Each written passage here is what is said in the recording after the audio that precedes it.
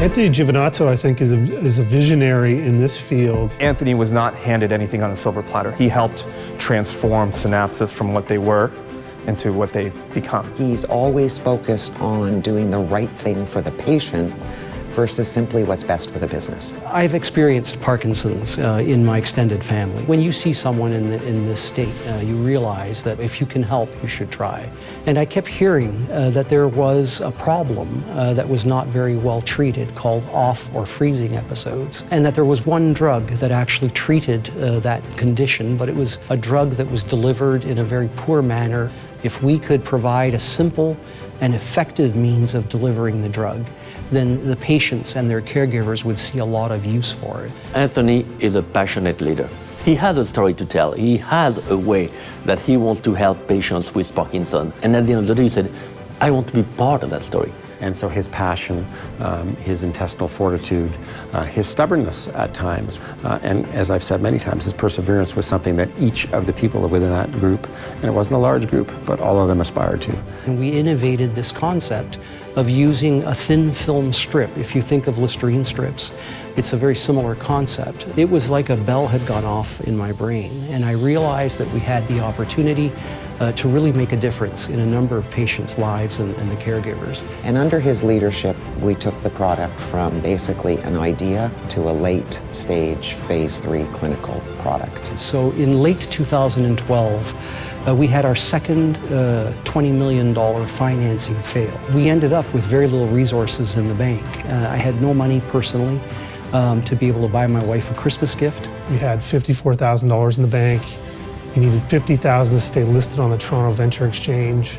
We had $6 million of debt, and $4 million of that debt was due in about 30 to 60 days. Through sheer perseverance, he literally would sit at his computer, trolling LinkedIn, looking for people he didn't even know, but might have known through an acquaintance, to try to get that lead that would lead to an investment to save the company. And so in a span of about 2.5 months, we went from being destitute to a company that had a pharmaceutical partner, had closed a $7.5 million new cash offering, and had converted $4 million of debentures right on the day that, had we not converted them, the debenture owners would have taken the intellectual property and owned everything. But it was dire. And so his relentlessness and never say die attitude really saved the company and has saved this product, which actually could ultimately benefit thousands of Parkinson's patients. The sale of Synapsis in October 2016 to Sanofi Sumitomo, which was for 841 million Canadian dollars,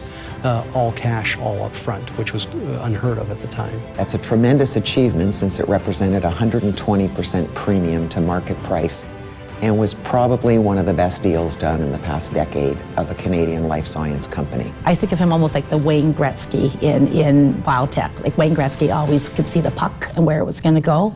I feel that Anthony feels like he has that talent. You can invent things here in Canada, and you can develop them here in Canada, and you can actually generate real value for them. It will demonstrate that you can do it in this country, that if you're committed and you're dogged in your determination to try to achieve something of significant value as a Canadian, that the sky's the limit. And Anthony Giovinazzo is one of the great examples of what one can achieve. It is truly a great Canadian success story. I mean, even if it wasn't just Canadian, it would be a very nice success story.